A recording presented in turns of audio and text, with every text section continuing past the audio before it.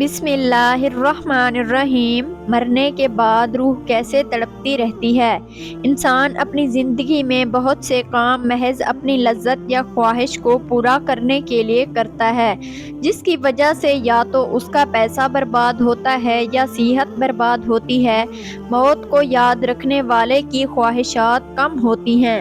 اس کے بارے میں نبی کریم صلی اللہ علیہ وآلہ وسلم نے فرمایا، لذتوں کو ختم کرنے والی موت کو کثرت سے یاد کرو۔ بارگاہ رسالت میں عرض کی گئی کہ کون سا مومن زیادہ عقل مند ہے؟ ارشاد فرمایا، موت کو کثرت سے یاد کرنے اور موت کے بعد کے لیے اچھی تیاری کرنے والے، یہی لوگ زیادہ سمجھدار ہیں۔ ابن ماجہ میں ہر شخص کی جتنی زندگی مقرر ہے، اس میں نہ زیادتی ہو سکتی ہے نہ کمی۔ جب زندگی کا وقت پورا ہو جاتا ہے، اس وقت حضرت عزرائیل علیہ السلام قبض روح کے لیے آتے ہیں، اور اس شخص کے دائیں بائیں جہاں تک نگاہ کام کرتی ہے فرشتے دکھائی دیتے ہیں۔ مسلمانوں کے آس پاس رحمت کے فرشتے ہوتے ہیں اور کافر کے دائیں بائیں عذاب کے۔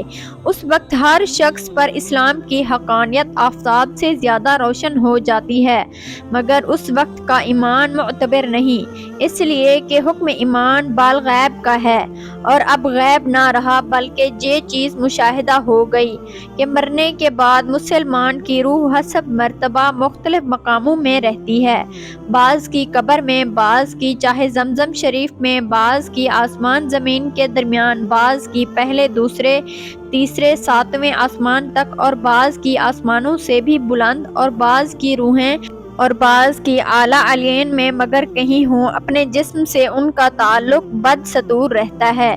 جب کوئی قبر پر آئے، اسے دیکھتے پہچانتے، اس کی بات سننے میں، حدیث میں ہے کہ ایک طائر پہلے قفس میں بند تھا اور اب آزاد کر دیا گیا۔ ائمہ کرام فرماتے ہیں کہ بے شک پاک جانیں جب بدن کے علاقوں سے جدا ہوتی ہے، عالم بالا سے مل جاتی ہے اور سب کچھ ایسا دیکھتی سنتی ہے جیسے یہاں حاضر ہیں۔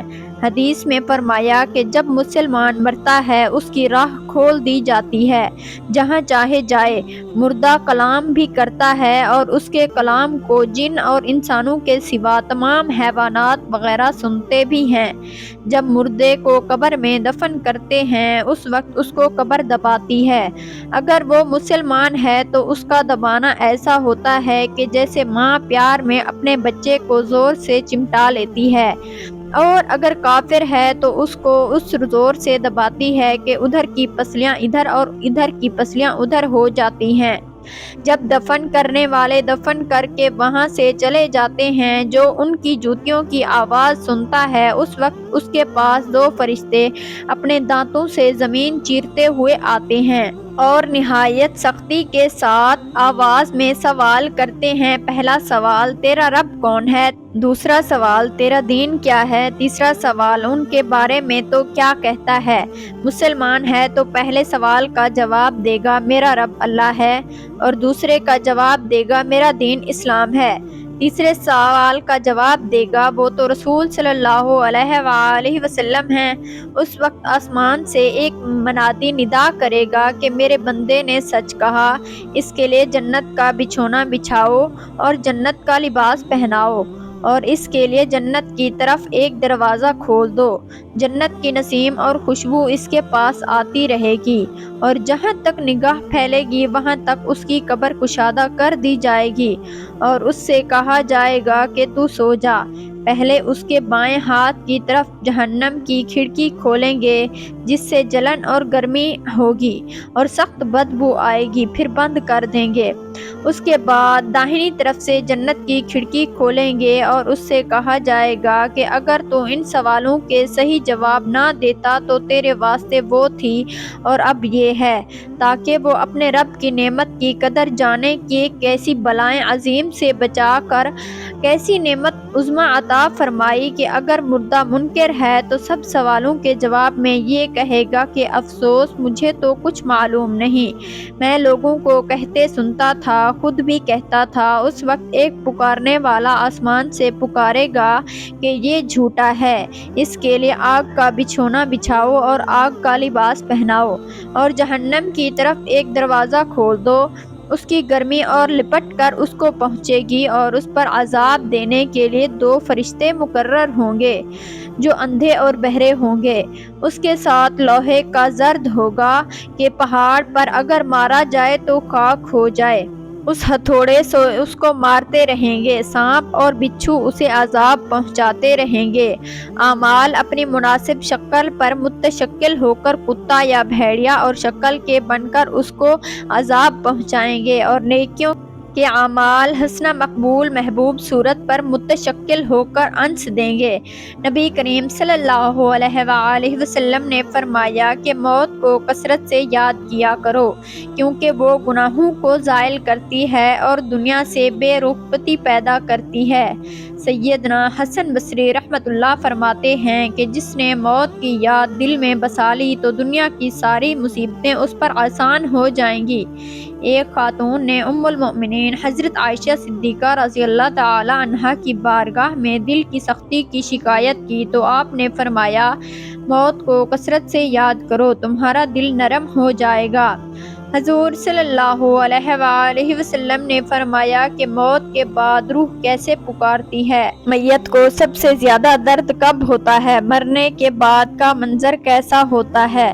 جانیے اس ویڈیو میں۔ حضرت زید روایت ہے کہ نبی کریم صلی اللہ علیہ وآلہ وسلم نے فرمایا کہ میت پر سب سے زیادہ سخت حالت اس وقت ہوتی ہے جب کہ غسل دینے والا اس کو نہلانے کے لیے آتا ہے، اس کی انگلی سے انگوٹھی اتارتا ہے، جس سے لباس اتارتا ہے، سر سے عمامہ جدا کرتا ہے، اس کی روح بے چین ہو کر فریاد کرتی ہے، جس کی آواز جن سوانس کے سوا سب سنتے ہیں، اور کہتی ہے، اے نہلانے والے، تجھ کو خدا کی قسم میرے کپڑے بہت نرمی سے اتارو، کیونکہ ملک الموت کے پنجے کی تکلیف سے مجھے پوری طور پر ابھی آرام نہیں ملا۔ پھر جب اس کو تختے پر لٹا کر اس پر پانی ڈالا جاتا ہے تو روح چلاتی ہے، اے نہلانے والے، خدا کے واسطے میرے جسم کو قوت سے ہاتھ نہ لگا، کیونکہ وہ جان کنی کی سخت سے زخمی اور چور چور ہو رہا ہے۔ پھر جب نہلا کر اس کو کفن پہناتے ہیں اور پاؤں کی طرف سے باندھ دیتے ہیں تو روح کہتی ہے، اے غسل دینے والے، خدا کے لیے ابھی سر کی طرف سے میرے کفن میں گرہ نہ لگانا، تاکہ میری بیوی، بچے اور تمام رشتہ دار دنیا میں آخری بار میری صورت دیکھ لیں، کیونکہ آج میں ان سے بچھڑ رہا ہوں اور قیامت تک یہ میری صورت نہیں دیکھیں گے۔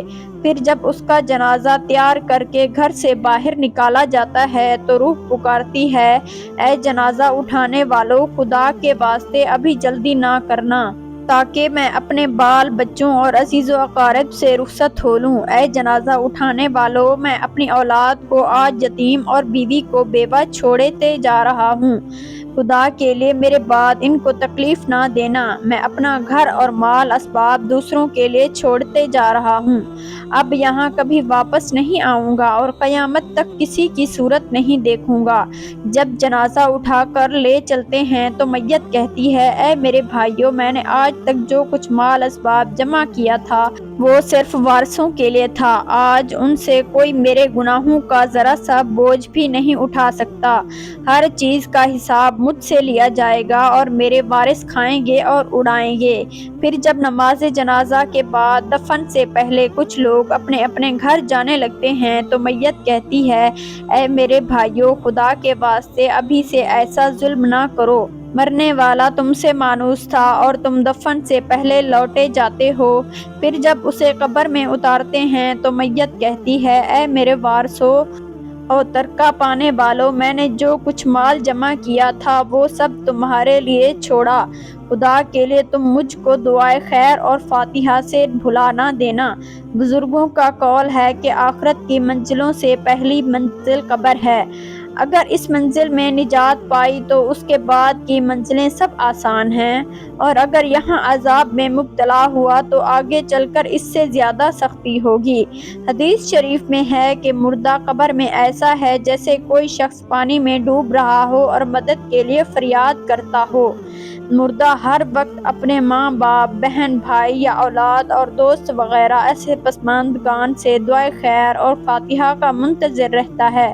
جب اس کو اس کے پسماندگان کی طرف سے کوئی تحفہ ثواب پہنچتا ہے تو وہ اس کے لیے تمام دنیا اور جو کچھ دنیا میں ہے اسے محبوب مرغوب ہوتا ہے، اور اللہ تعالیٰ اس کے رشتہ داروں کی دعائے خیر کے ثواب کو قبرستان والوں پر پہاڑوں کے برابر داخل فرماتا ہے۔ موت ایک دروازہ ہے جس میں سب لوگوں نے داخل ہونا ہے۔ حضرت عثمان رضی اللہ تعالیٰ عنہ جب کسی قبر پر جاتے تو اتنا روتے کہ ان کی داڑھی آنسوں سے تر ہو جاتی۔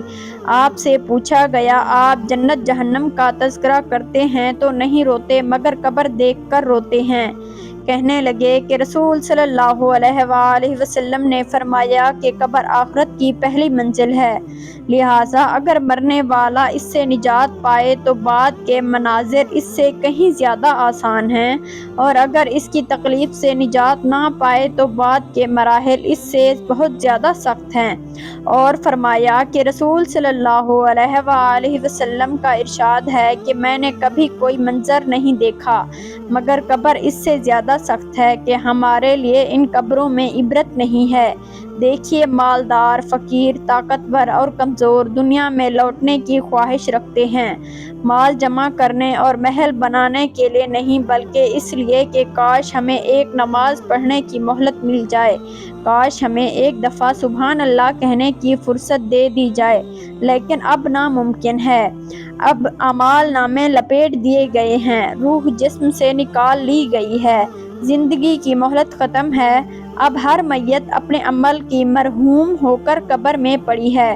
ایک حاجت مند حضرت عثمان رضی اللہ تعالیٰ عنہ کے دروازے پر غروب آفتاب کے بعد آیا۔ ابھی اس نے دستک نہ دی تھی کہ حضرت عثمان رضی اللہ تعالیٰ عنہ کی آواز اس کے کانوں میں پڑی۔ وہ اپنی اہلیہ سے شکایت کر رہے تھے کہ چراغ کی بتی موٹی ہے جو تیل زیادہ استعمال کرنے کا سبب بن رہی ہے۔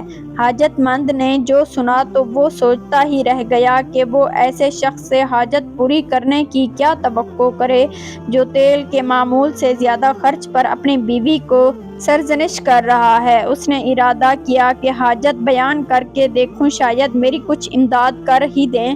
دستک سن کر حضرت عثمان غنی رضی اللہ تعالیٰ عنہ باہر آئے۔ حاجت مند نے اپنی حاجت بیان کی اور لہجے میں زیادہ زور دیتے ہوئے کہا کہ ضرورت کچھ زیادہ ہی ہے۔ حضرت عثمان غنی رضی اللہ تعالیٰ عنہ نے اس شخص کا ہاتھ تھاما، بستی سے باہر لے گئے جہاں آپ کا سامان تجارت بڑی تعداد میں رکھا ہوا تھا۔ فرمایا، یہ سب تیری نذر ہے، کیا اس سے تمہاری ضرورت پوری ہو جائے گی؟ وہ شخص حیران ہکا بکا دیکھتا رہ گیا، چنانچہ اس نے عرض کی کہ حضرت یہ سب کچھ میری ضرورت سے زائد ہے۔ امیر المؤمنین نے فرمایا کہ مجھے خوشی ہے کہ یہ تمہاری ضرورت سے کم نہیں۔ اس شخص نے کہا کہ اے حضرت، ایک بات بتائیے، چراغ کی بتی موٹی ہو جانے پر آپ اپنی زوجہ محترمہ کو سرزنش کر رہے تھے، حالانکہ چراغ اس قدر روشنی رکھنے میں شاید صرف 1 درہم کا تیل استعمال نہ ہوتا، وہ تو آپ کو گوارا نہ ہوا، اور یہاں ہزاروں کا سامان مجھے بلا تحمل دے رہے ہیں۔ تب آپ نے فرمایا، بھائی، چراغ میں تیل کا زیادہ اسراف ہے اور زیادہ اسراف اللہ کو پسند نہیں، اور مجھے اللہ کے حضور اپنے اعمال کی فکر رہتی ہے۔ یہاں مجھے فکر اعمال لاحق ہے، اس لیے میں نے سرزنش کی سامان تمام اللہ کی خوشنودی کے لیے صدقہ دیا ہے، اس پر اجر کی امید ہے اور وہاں پر حساب کا خوف ہے۔ اللہ تعالی ہم سب کو دین کی سمجھ نصیب فرمائے اور ہمارا خاتمہ ایمان پر فرمائے، آمین۔